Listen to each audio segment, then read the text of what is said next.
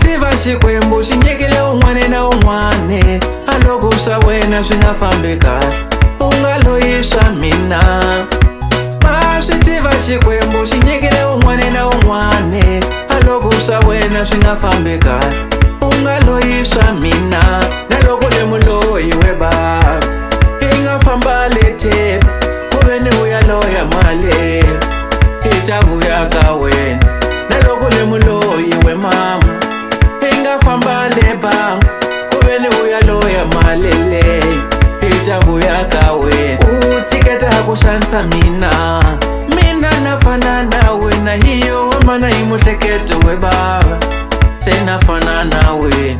U tshiketa ku xanisa nkatanga i ku wa fana na wena, mi yo hambana hi muhleketo we mama se wa fana na wena. Kati ya fana na yini lweyi, a hi munhu wa muloyi vakiti, a fana na yini Mr. Dula, a munhu wa muloyi vakiti.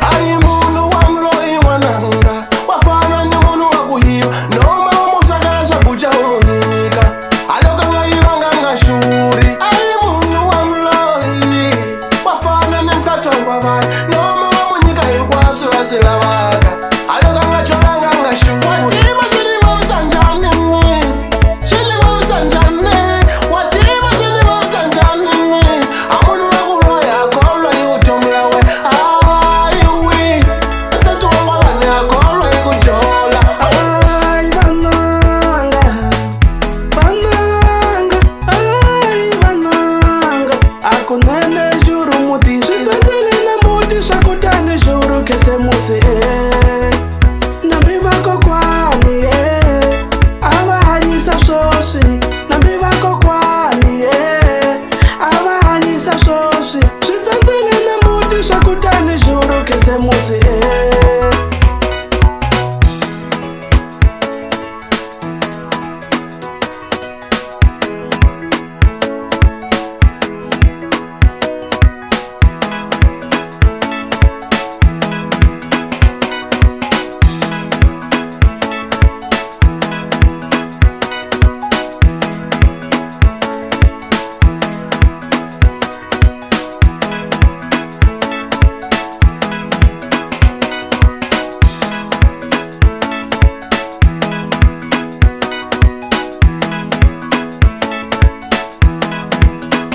Na loko le muloyi we bava i nga famba lete ku ve ni u ya loya mali i ta vuya ka wena.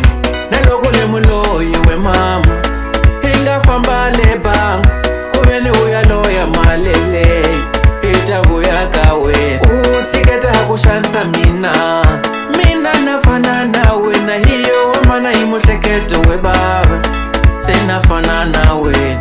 U tshiketa ku xanisa nkatanga i ku wa fana na wena, mi yo hambana hi muhleketo we mama se wa fana na wena. Kati ya fana na yini lweyi, a hi munhu wa muloyi vakiti, a fana na yini Mr. Dula, a munhu wa muloyi vakiti. A hi munhu